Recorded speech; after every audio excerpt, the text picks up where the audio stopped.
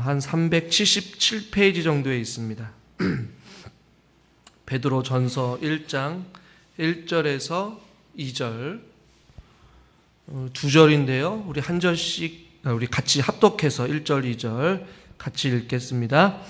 예수 그리스도의 사도 베드로는 본도, 갈라디아, 갑바도기아, 아시아와 비두니아에 흩어진 나그네 곧 하나님 아버지의 미리 아심을 따라 성령이 거룩하게 하심으로 순종함과 예수 그리스도의 피 뿌림을 얻기 위하여 택하심을 받은 자들에게 편지하노니 은혜와 평강이 너희에게 더욱 많을지어다.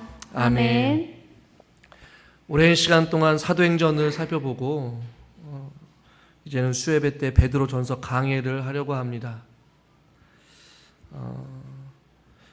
저자가 흔히 말하는 베드로 전후서이기 때문에 베드로가 썼을 것이다 라는 것이 전통적인 의견이지만 또 다양한 의견도 있습니다. 예를 들면 베드로전서 5장 1절에 보니까 나는 함께 장로된 자요 이런 표현이 있어요. 베드로 이후의 시기를 반영하고 있고 아마 베드로가 아니라 그의 제자일 가능성도 배제할 수 없음을 학자들은 그 가능성을 좀 열어두고 있습니다. 또 다른 이유는 베드로 전서가 쓰여진 이 헬라어가 굉장히 뛰어난 언어로 표현되어 있어요. 베드로는 많이 배운 사람은 아닙니다. 어부였습니다. 그러니 그가 쓰는 헬라어가 그렇게 막 능통하거나 탁월하지는 아마 않았을 거예요. 일반적인 평범한 언어였어요. 그러니 베드로 전후서는 베드로가 안 썼을 수도 있고 혹은 베드로의 제자가 썼을 가능성도 배제할 수 없다라고 학자들은 또 주장하기도 합니다. 혹은 베드로전서 5장 12절에 보니까 실루아노로 말미암아 너에게 간단히 써서 권하고 이 구절을 가지고 아마 실루아노가 같이 이 편지에 조금 동참하지 않았을까라고 또 어떤 학자는 또 주장을 합니다. 대필자라기보다는 그냥 이 편지를 전달하는 전달자로 암시를 해서 쓴 건지 아닌지는 정확하게는 알 수는 없지만 전통적인 견해는 베드로가 썼지만 베드로 제자 혹은 실루아노를 배제할 수 없다라는 것이죠. 오늘 수신자는 편지를 받는 이 베드로 전서를 받는 대상, 쓰여진 대상은 1절에 나와 있는 본도, 갈라디아, 갑바도기아, 아시아, 비두니아에 흩어진 나그네라고 표현하고 있습니다. 이 지역을 구체적으로 설명하지는 않겠습니다. 그러나 지역마다 빈부의 격차가 심했고 헬라 문명이 굉장히 널리 퍼진 곳이었어요. 당시에 기독교가 널리 퍼져 있던 지역이기도 합니다. 그러나 한편으로는 로마의 박해도 심했던 지역이 우리가 읽은 이 지역이에요. 그런데 오늘 설교 제목과 같이 저는 흩어진 나그네라는 제목을 가지고 함께 말씀을 1절과 2절을 가지고 함께 나누려고 하는데요. 오늘 이 나그네라는 단어의 표현을 잘 보시면 한국말로 이 나그네라는 뜻은 정처 없다, 허무한 인생을 좀 포함하고 있는 뉘앙스를 많이 풍기고 있는 단어가 이 나그네입니다. 언어의 뜻을 살펴보면 이 나그네는 흩어진 씨앗들이 좀 더 정확한 번역이기도 해요. 흩어진 씨앗들. 그래서 어떤 목회자는 이 흩어진 씨앗들을 생명의 씨앗, 복음의 씨앗, 말씀의 씨앗이라고까지 해석을 해요. 물론 어느 정도는 일리는 있습니다. 흩어진 사람들 혹은 흩어진 씨앗들, 뿔뿔이 흩어져서 날아간 것이죠. 생명의 씨앗으로, 복음의 씨앗으로, 말씀의 씨앗으로.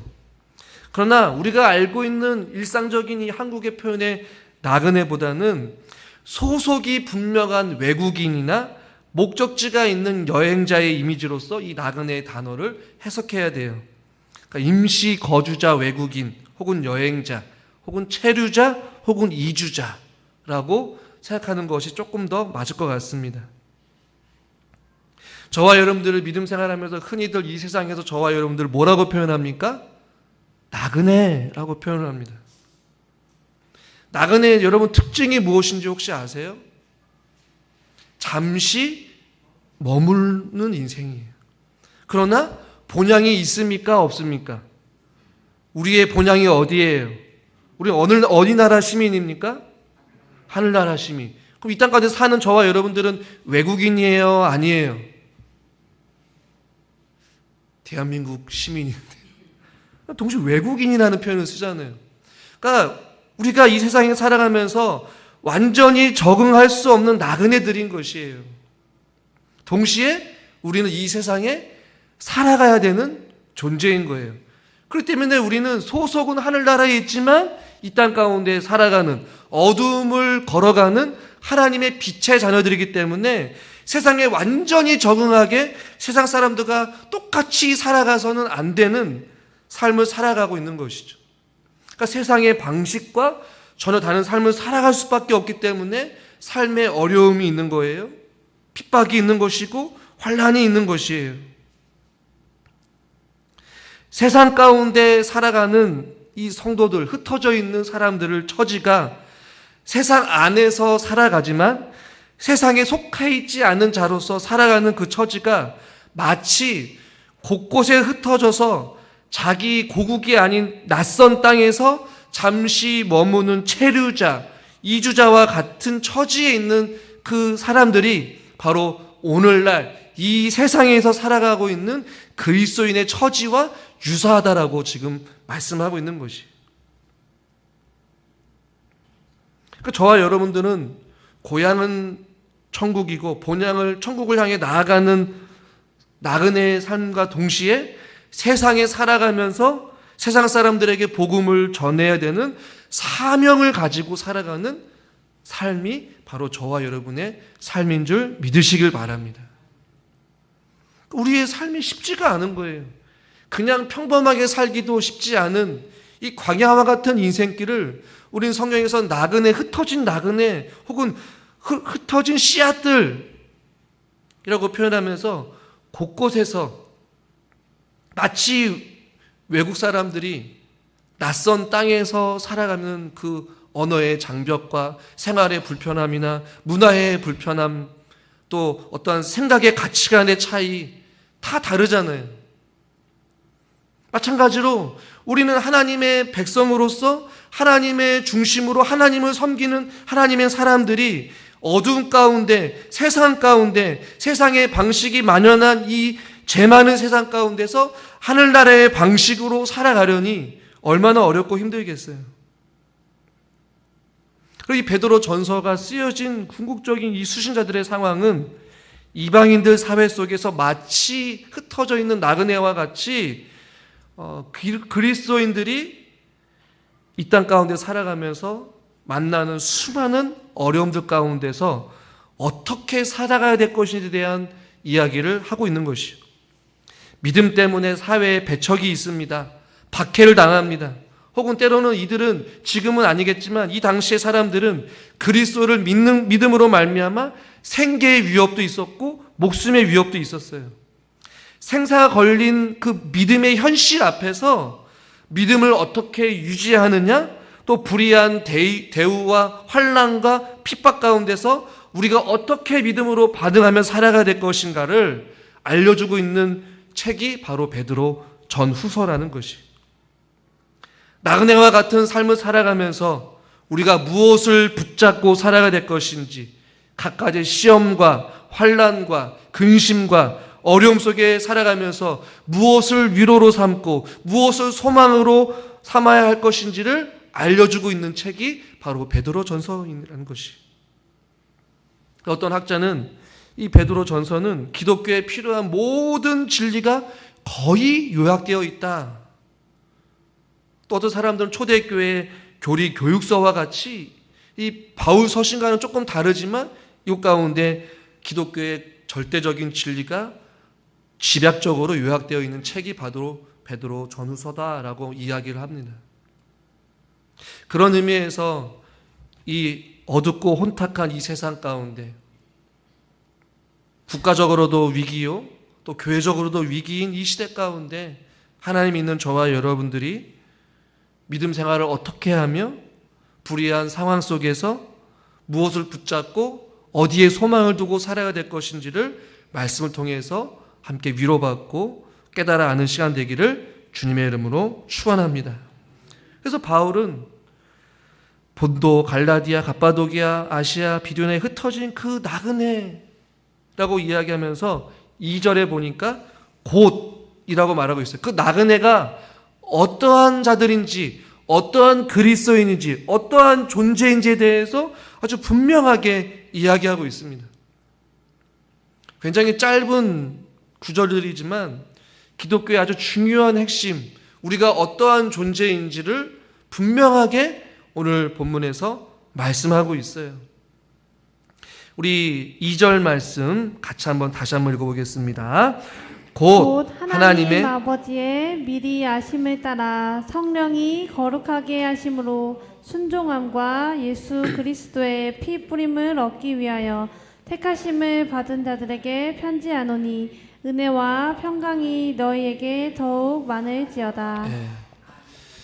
2절에서 먼저 좀 결론부터 말씀드리면 이 2절 짧은 9절에 성부 하나님, 성령 하나님, 성자 예수 그리스도 삼위일체가 등장하고 있습니다. 성부 하나님을 통해 선택의 기원이 나오고 있고 성령 하나님을 통해 선택의 방법이 나와 있고 성자 예수 그리스도를 통하여 선택의 목적이 나와 있어요. 우리에 대한 선택의 기원, 또 선택의 방법, 선택의 목적, 우리가 어떻게 하나님 앞에 어떠한 존재인지, 흩어진 나그네이지만 너희는 나그네일 뿐만 아니라 너희가 얼마나 존귀한 자들인지를 너희들은 알아야 된다라고 같이 베드로가 외치고 있는 것 같아요. 먼저 곧 흩어진 나그네 너희가 어떤 존재냐? 곧 첫 번째 바로 하나님 아버지의 미리 아심을 따라 너희들이 선택받았다라고 성경은 말씀하고 있어요. 성부 하나님께서 미리 우리를 아셨다. 선택의 기원을 말씀하고 있죠. 미리 아심이라는 것은 미리 선택하셨다라는 것이, 혹은 아셨다라는 얘기는 하나님께서 사랑하셨다라는 의미도 포함되어 있습니다. 신명기 7장 6절 같이 한번 읽겠습니다. 너는 여호와 내 하나님의 성민이라. 내 하나님 여호와께서 지상 만민 중에서 너를 자기 기업의 백성으로 택하셨나니. 아멘.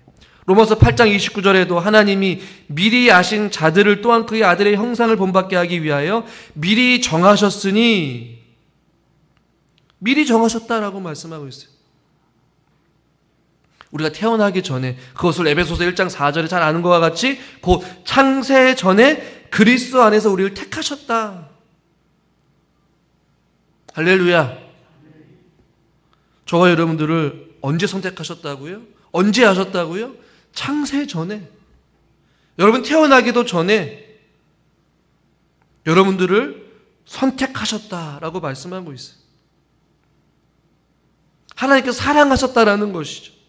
미리 아셨다라는 것이에요.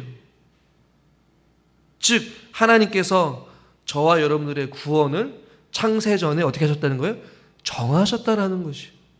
이 얼마나 큰 은혜입니까? 비록 세상에서는 나그네와 같은 인생을 살아가는 처지에 있지만 너희들은 창세 전에 하나님께서 아시고 선택하시고 너희들을 사랑하시고 너희에게 구원을 계획하셨다. 선택의 기원을 말씀하고 있는 것이. 전혀 놀라지도 않으시네. 아이 부모 밑에서 자연스럽게 예수 믿었으니까 그렇게 생각할 수 있겠지만 이 선택에 미리 우리를 아시고 우리를 사랑하신 이 은혜가 얼마나 귀한지 우리는 깨달아 알아야 될 줄 믿습니다. 하나님은 선택만 하셨겠어요? 누가 자기 백성인지 아시고 누가 아닌지를 정확하게 알고 계셔요. 그리고 미리 그 아신 자들을 창세전에 부르시고 선택하시고 저와 여러분들 한 명도 놓지 아니하시고 다 보존하고 계십니다. 일단 아신 후에는, 선택하신 후에는 끝까지 우리를 포기하지 않고 저와 여러분의 인생을 어떻게 하신다는 얘기예요? 책임져 주신다는 얘기예요. 불안한 이 세상 가운데 나그네와 같은 인생을 살아가는 저와 여러분의 인생, 세상에 충돌되고 믿음을 신앙생활을 하다 보니까 어려움이 있고 고난이 있고 두려움이 있고 환난이 몰려하지만 창세 전에 미리 선택하신 그 하나님의 선택이 후회 없으시고 하나님의 자녀 삼아주신 것을 우리가 끝까지 보존하시면서 우리의 삶 속에 나그네와 같이 뿔뿔이 흩어져서 하나님의 사명을 감당하는 저와 여러분들의 삶을 붙잡고 계시고 은혜를 베풀어 주신다라고 성경은 약속하고 있는 것이, 미리 아시고 우리를 사랑하신 그 은혜에 감사할 수 있기를 주님의 이름으로 축원합니다. 이것이 성부 하나님의 사역이라면 두 번째는 성령 하나님의 사역이 있습니다. 성령의 역사이기도 합니다. 자, 보십시오. 2절 곧 하나님 아버지의 미리 아심을 따라 우리를 선택했어요. 선택할 뿐만 아니라 성령이 거룩하게 하심으로, 혹은 성령으로 말미암아 저와 여러분들을 거룩하게 하셨다라는 것이, 거룩하다라는 것은 따로 구별됐다라는 의미입니다. 즉 성령으로 말미암아 우리를 미리 아신 그 하나님께서 성령으로 말미암아 우리를 죄와 사망 가운데서, 더러움의 영역에서, 사막의 영역에서, 어둠의 영역에서 우리를 빛의 영역으로, 거룩의 영역으로, 은혜의 영역으로 우리를 옮겨주신 거예요. 거룩한 목적을 가지고 따로 세워 놓으신 것이죠. 그것이 성령의 거룩하게 하심으로 우리를 완전히 새로운 피조물로 만져주신 거예요. 물과 성령으로 거듭나지 않고서는 하나님의 나라를 볼 수도 없고 들어갈 수도 없다라고 말씀하고 있습니다. 성령으로 거듭나지 않는 자들은 하나님 나라를 볼 수도 없고 들어갈 수도 없어요. 그러나 우리는 미리 아신 그 하나님께서 성령으로 말미암아 우리를 거룩하게 하시고 거듭나게 하시고 새 사람 되게 하시고 하나님께서 구별하여 떼어놓으신 줄 믿으시길 바랍니다. 세상에 속해 있지만, 세상에 살아가지만 세상에 속한 자가 아니라 하늘에 속한 자로서 하나님께서 따로 구분해 놓으신 거예요. 떼어 놓으신 것이죠. 그래서 하나님께서 우리가 이 땅 가운데 살아가면서 행복하게 사는 것보다 거룩하게 사는 것을 더 원하시는 것이. 한번 따라하겠습니다. 행복하게 사는 것보다 거룩하게 사는 것을 더 원하십니다. 꼭 기억하십시오. 그럼 나그네의 삶이 얼마나 행복하게.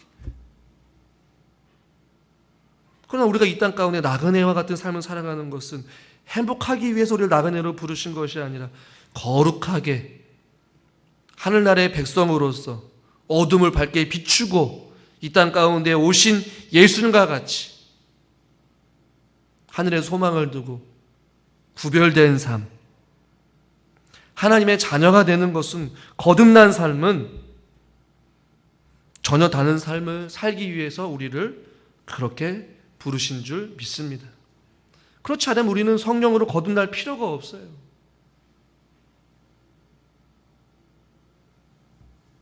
선택의 방법인 것이죠. 물과 성령으로 우리가 거듭나게 하시고 죄와 사망 가운데서 건져내어 주셔서 우리에게 은혜를 주신 그 하나님. 그러므로 우리는 이 땅 가운데 성령의 충만함으로 살아야 될 줄 믿습니다. 성령의 능력으로 살아야 될 줄 믿습니다. 성령의 역사하심 속에 살아가야 될 줄 믿습니다. 그것이 우리가 살아갈 유일한 방법인 것입니다.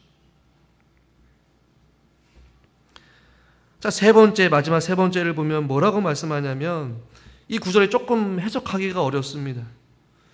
성령이 거룩하게 하심으로 순종함과 예수 그리스도의 핏부림을 얻기 위하여. 이 순종이 누구의 순종이냐라는 것이죠. 순종함과 예수 그리스도의 핏부림을 얻기 위한 것은 또 무엇인가? 학자들마다 다양하게 해석을 합니다. 그래서 저는 좀 다 포함된다라고 해요. 생각하고 싶어요. 순종, 누구의 순종을 먼저 이야기할까요? 예수 그리스도의 순종을 이야기하겠죠.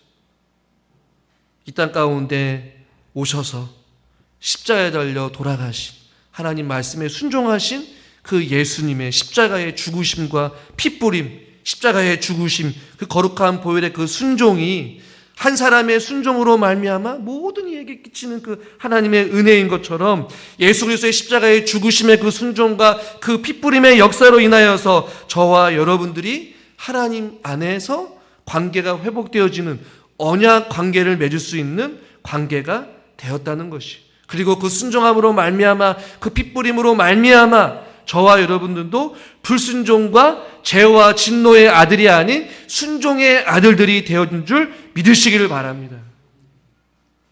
마가복음 14장 24절 같이 한번 읽겠습니다. 이르시되 이것은 많은 사람을 위하여 흘리는 나의 피 곧 언약의 피니라. 언약의 피라고 말씀하고 있어요. 언약은 약속을 맺는 거거든요. 이 핏부림을 얻는다라는 얘기는 예수 그리스도의 십자가의 죽으심으로 말미암아 하나님과 우리의 관계가 깨어졌지만 다시 십자가의 죽으심으로 회복되어졌고 하나님과 우리가 언약을 맺어서 하나님의 그 약속을 부여받은 하나님의 백성이 된 것이에요. 그리고 우리는 그 말씀에 순종함으로 살아가는 순종의 자녀들이 된 것이에요. 그래서 예수 그리스도의 핏부림을 얻기 위하여 택하심을 받은 자들, 그 나그네, 바로 그들이 바로 너희들이다라는 것이죠. 그러니까 하나님께 미리 아신 것을 계획하시고 성령의 역사하심을 따라 거룩하게 되었고 예수 그리스도의 십자가의 죽으심으로 말미암아 깨어진 하나님과의 관계, 죄와 허물로 죽어 있었던 우리들이 예수 그리스도의 그 핏부림으로 말미암아 죄사함의 은혜를 누리게 되었고 하나님과 하나 되어지고 하나님의 자녀가 되는 권세를 누리는 축복을 받아 누린 자들이 바로 흩어진 나그네, 오늘을 살아가고 있는 저와 여러분인 줄 믿으시길 바랍니다. 기독교의 굉장히 중요한 핵심 교리들이 2절에 나와 있는 거예요. 굳이 베드로는 하나님, 성령, 예수 그리스도를 다 언급하고 있어요. 성부, 성자, 성령 하나님, 삼위 하나님을 언급하면서 너희가 구원받은 것은 놀라운 삼위일체이신 하나님의 계획과 섭리와 인도하심 가운데 이루어진 것이다. 우리가 그만큼 존귀한 자들이라는 것이고 우리가 그만큼 하나님의 은혜와 사랑을 누리는 자들이라는 것이, 비록 나그네이지만 곧 하나님의 미리 아심을 따라 성령의 거룩하심으로 순종함과 그리스도의 핏부리심을 얻기 위하여 택하심을 받은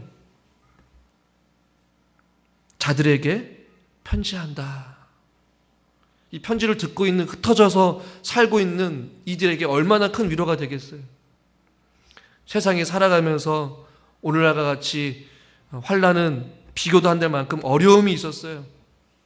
죽음의 위협도 있었고 생계의 위협도 있었고 끊임없는 고난 속에서 살아가고 있는 이들에게 베드로가 말하고 있는 이 하나님의 은혜는 크나큰 위로가 됐을 거예요. 격려가 되었을 거예요. 아, 나는 비록 이방인처럼 나그네와 같은 삶을 살아가지만 나는 이렇게 하나님의 특별한 은혜를 받은 존귀한 하나님의 자녀이구나. 오늘을 살아가는 저와 여러분들에게도 다시 한번 더 믿음의 본질로 돌아가서 우리가 처음 예수 믿었을 때에 하나님 우리를 선택하시고 우리를 거룩하게 하시고 거듭나게 하여 주셔서 하나님 나라를 보게 하시고 하나님 나라의 시민으로 세워주시고 예수 그리스도의 핏부림으로 말미암아 그 보혈의 능력으로 우리가 살아가고 있다는 그 사실에 우리가 감사와 영광을 돌렸으면 좋겠습니다. 2절 그러면서 베드로는 이야기합니다. 은혜와 평강이 너희에게 더욱 많을지어다. 지금 너희들에게 하나님의 은혜와 평강이 있지만 너희들이 살아가는 그 삶 가운데 더욱더 많아지기를 원한다. 근데 그 은혜와 평강을 누구로부터 주어지느냐? 세상으로부터 주어지는 것이 아니에요. 이들이 노력해서 주어지는 것도 아닙니다. 동사가 신적 수동태로 되어 있어요. 독특한 문법이죠. 사람에 의해서 혹은 사람의 노력에서 환경으로부터 주어지는 것이 아니라 하나님으로부터 주시는 은혜와 평강을 이야기하고 있는 거예요. 오직 하나님께서만 줄 수 있는 이 은혜와 평강이 더욱더 너희들의 삶 속에 계속해서 끊임없이 있기를 소망한다 라고 말씀하고 있는 것이죠. 저는 우리 사랑하는 성도님들에게도 하나님께서 역사하심으로 말미암아 이 하나님의 은혜와 평강이 더욱더 많아지기를 주님의 이름으로 간절히 축원합니다. 그리고 이 은혜와 평강을 사모하십시오.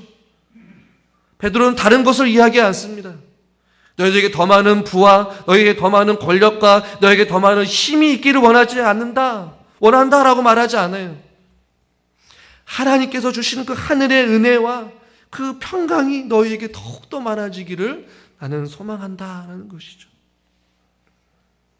즉 나그네에게 필요한 나그네의 삶에 필요한 것은 무엇이에요?